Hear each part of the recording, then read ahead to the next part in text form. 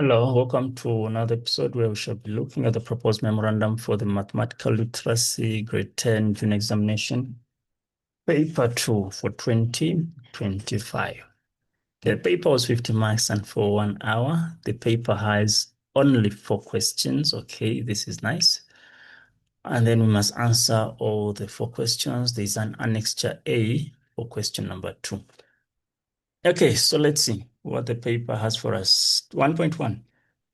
For 10 marks, they want us to, no, question 1 is 10 marks, but 1.1 is 2 marks.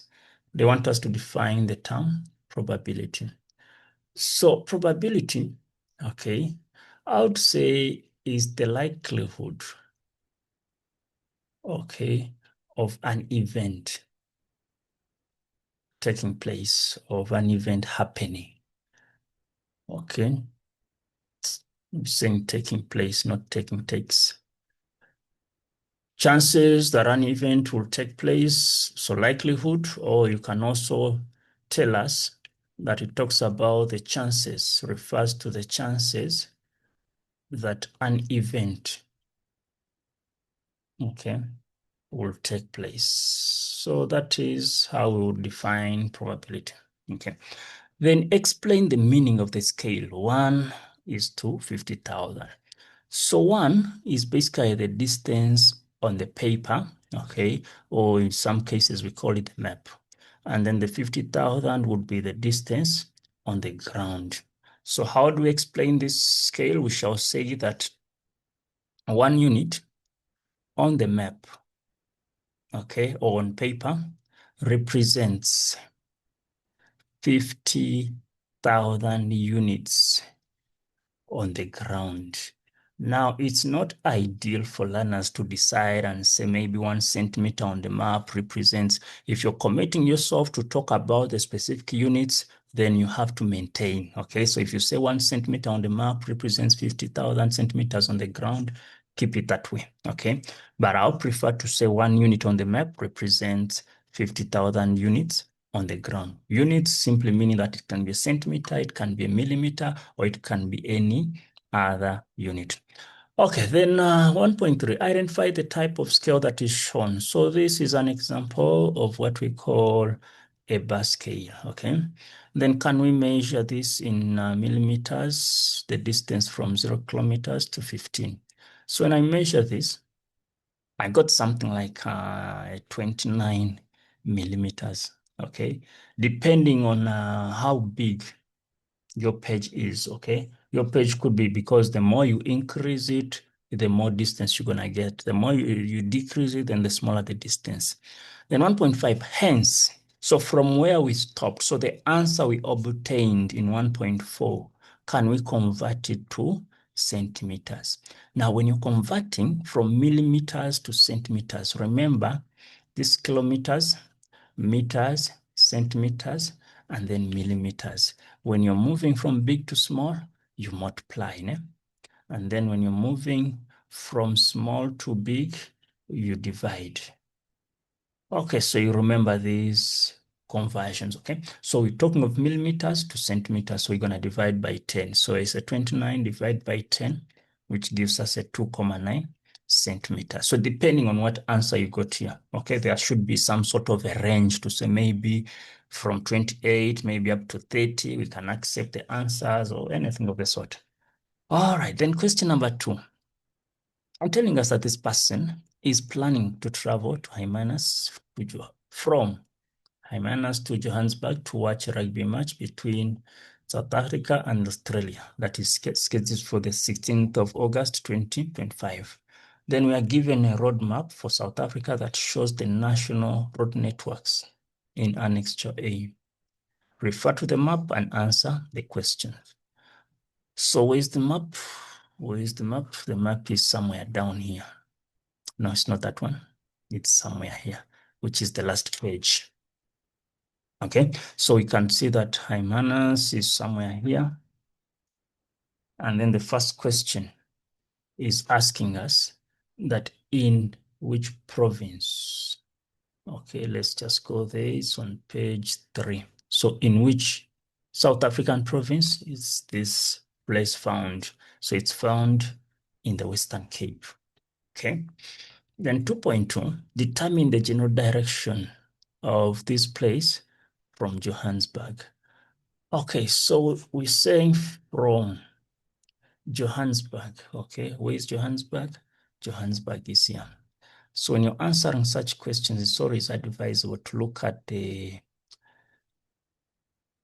campus. Our campus, the north is up. Okay, the north is up. So meaning that also our north should be up. So if this is Hymanus, if we try to look at the direction, okay, but we're starting from Johannesburg. So north, east, south, and then west. So we're looking at the south-west direction. Okay, so meaning that for that question, we're going to say is the southwest direction. Okay, southwest direction. Then identify the national roads that this person must use if he travels from this place and then stops in this other place. So we need to look for where we find this place. Okay, so let's go back to the map. Okay. So this person is starting from here. Okay. And we're looking for the place of interest, which is this one. Okay, so if that is the place of interest, this person can use the N2. Okay. Via Masobe up to George. And then from there, he can connect with the N9. Okay. So we're going to say that that is page 3. Okay. So what are we going to say? We're going to say that it travels via the N2. No, let's say use the N2 via Masobe to George. Then we have the N what? We said N9 to the place of interest. Okay, so that is what we would have done. Then 2.4, use the scale of 1:10 million to determine the actual distance in kilometers between this place and Johannesburg as the crow flies. If the distance on the map is 14 centimeters. So what we're going to do here, we're going to say that, remember 1 unit on the map represents now 10 million units on ground. So the 14, okay, I'll say map, this is ground. 14 must be on the side of the map. We're looking for the ground distance. So we're going to say 14 over 1 multiplied by the 10 million. Meaning that our final answer should be 140 million. But since the distance on the map was in centimeters, which means this is our final distance on the ground.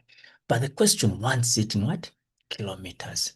So from the conversion factor that we saw, for us to move from a centimeter to a kilometer, okay, because that's 1,000 and then that's 100, which means we're going to look at 100,000. So we're going to divide this by 100,000. Ish, why is my 100,000 weird? Okay, so 100,000. So these 5 zeros will cancel some 5 zeros. Okay, so we are only left with 1.4 kilometers. So that is the distance between Johannesburg and then that place of interest. So 2.5, it is recommended that drivers on long distances, okay, should take at least a 15-minute break after every 2 hours, okay? And then the question is asking us that why do you think this is important? So number one, we could say somebody should kind of refresh, okay, for purposes of refreshments, okay? And then 2, you can also talk about combating. Why am I saying combating? We said combating what we call fatigue. Okay, so that you reduce the amount of fatigue. And then you could also improve the focus, okay? It also improves the focus. And then for people that want to do short call, long call, can also do that, okay? Then it's a whole lot of reasons, okay? But they just need at least one. All right, question number 3. We have Mr. Van Mal is preparing a meal, okay, for the family. And then she uses the recipe below to prepare butter puffs. Wow, these things look nice, yeah? So the recipe for the butter puffs, 3 ounces of butter, 1 cup of water, 180 grams of plain flour, a pinch of pepper, a pinch of salt, 3 large eggs, 150 grams of grated cheese. And then they give us all of this. Okay. So the question is, how many dozen puffs can be prepared from the recipe? Now, one thing we know about a dozen is that it has 12 what? 12 items. Okay, dozen is simply made up of 12 items. But then the recipe also makes what? 12 puffs, meaning that we only have 1 dozen. All right, then 3.2, how many eggs are needed for 36 puffs? Now, if we need 3 eggs for 12 puffs, what do we multiply with 12 to give us a 36? So it's going to be like a 36 divided by 12 multiplied by the 3 eggs, meaning that we're going to have 9 eggs to use for the 36 puffs. Otherwise, you can look at 12 is 3. Another 12 is 3. This is a 24. Another 12 is 3. And then you plus this so that we have 9 eggs. Okay, then this lady claimed that the oven should be set at 420. Can we convert the temperature to degrees Fahrenheit to determine whether she is correct or not? So we're just going to do the substitution, meaning it's 1,8 multiplied by 150 plus a 32. Okay, so when I use my calculator for this, I'm getting a 302 degrees Fahrenheit. So therefore, determine whether, so the statement is incorrect. Okay, her statement, she's telling lies, this lady. Then 3.4, we need to convert the 5 ounce to grams. They told us that 1 ounce is 28,35. Okay, so we're gonna say that 1 ounce is 28,35 grams, but we are converting 5 ounces. Okay, how many grams are gonna be there?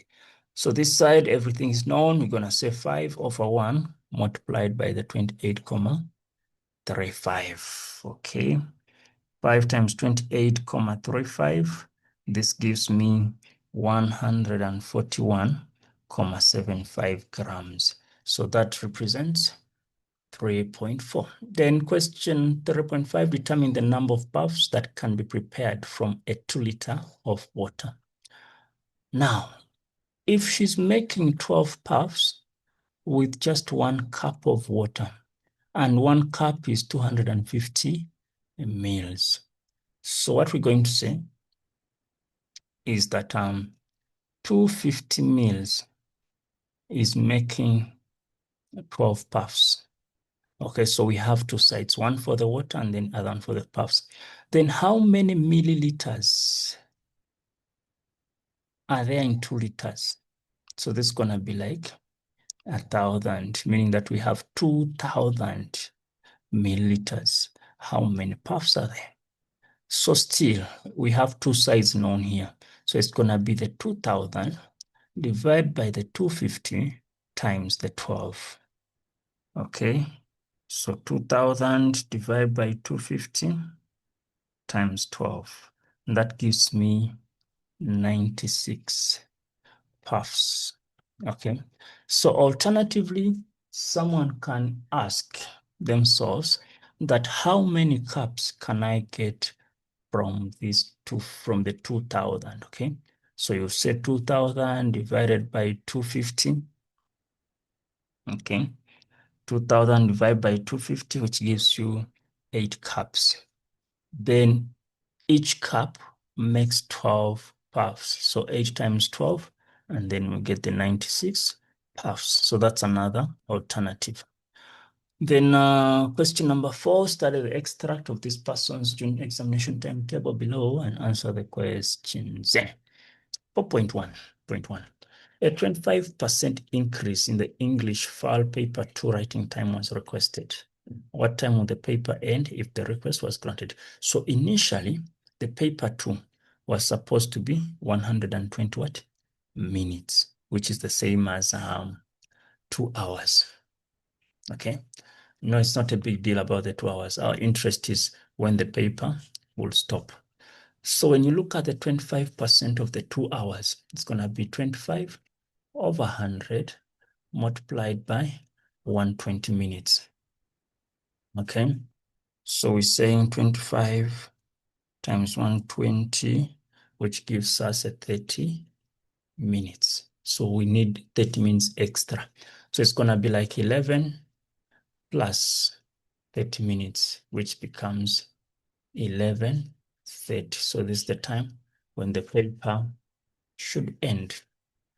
Then 4.1.2, 4.1.2, they are asking us that this person claimed that the two papers, okay, will be 16,500 seconds in total. Verify whether the claim is correct or not. So we know that one paper is 2 hours, okay? The other paper is also 2 hours. So let's say that the total time needed will be 2 plus 2, which is the 4 hours, okay? Now we just need to convert the 4 hours into seconds. So it's going to be 4 times 60, which gives us 240 minutes. And then 240 times 60, okay, saying 240 times 60, it gives us 14,400 seconds. The question is talking about 16,500.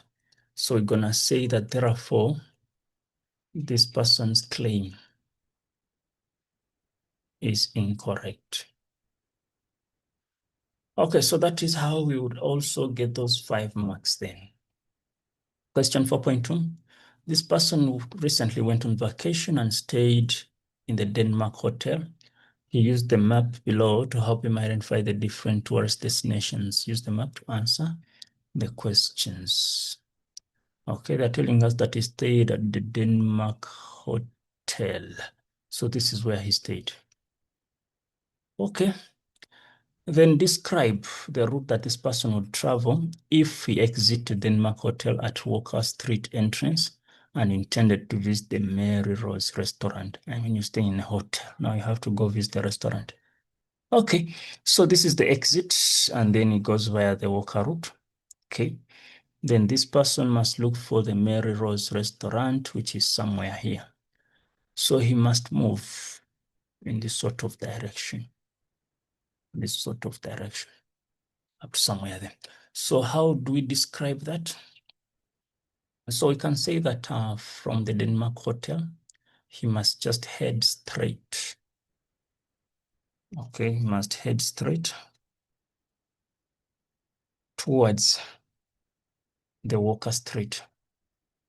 Okay, and then from there, he must turn.